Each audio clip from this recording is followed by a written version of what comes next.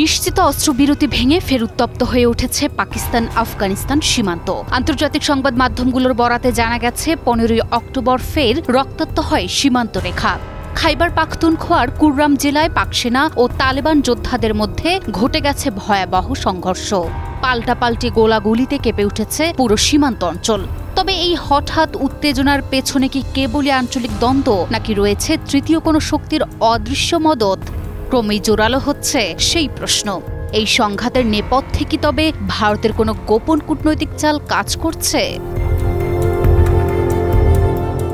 4 বছর আগেও ভারতের কাছে যারা ছিল সন্ত্রাস ও মৌলবাদের আশ্রয়স্থল, আজ তাদের সঙ্গেই করমর্দনে ব্যস্ত দিল্লি।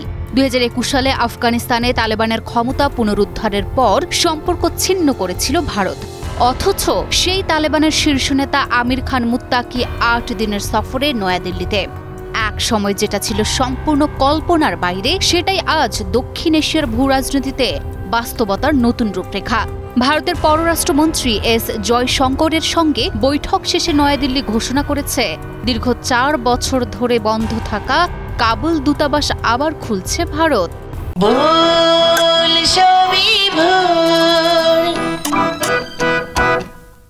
যেখানে এক সময় আশরাফ গনির পশ্চিমা সমর্থিত সরকারের ঘনিষ্ঠ মিত্র ছিল ভারত, আজ সেই ভারতই তালেবান শাসিত আফগানিস্তানের সঙ্গে গড়ে তুলছে বাস্তববাদী সম্পর্ক। বিশ্লেষক ব্রহ্মচেলানির মতে এটি পাকিস্তানের জন্য এক বড় ধাক্কা। ঠিক এই ভূরাজনৈতিক পালাবদলের মোক্ষম সময়ই পাকিস্তান আফগান সীমান্তে শুরু হয়েছে ভয়াবহ সংঘাত। শনিবার রাত ভর গোলাগুলিতে নিহত হয়েছে 2 শতাধিক যোদ্ধা, এমনটাই দাবি ইসলামাবাদের। অপরদিকে কাবুলের দাবি তারা দখল করেছে বেশ কয়েকটি সীমান্ত চৌকি, আর পাকিস্তানের অর্ধশতাধিক সেনাকে পাঠিয়েছে মৃত্যুর মুখে। এরপরই অস্ত্রবিরতির ঘোষণা এলেও সেটা কার্যকর হয়নি।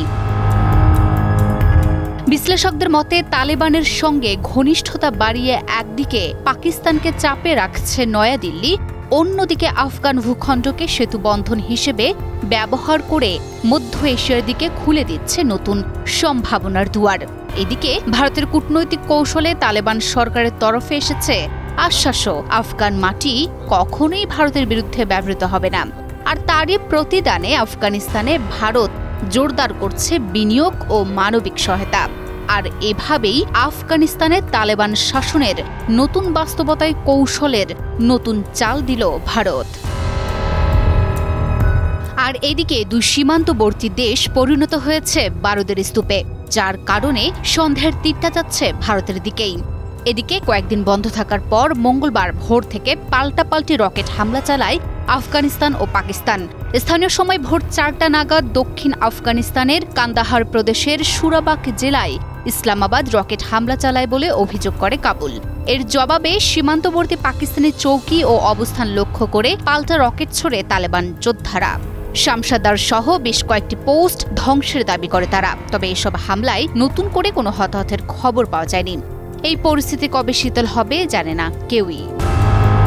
Desk report, news 24।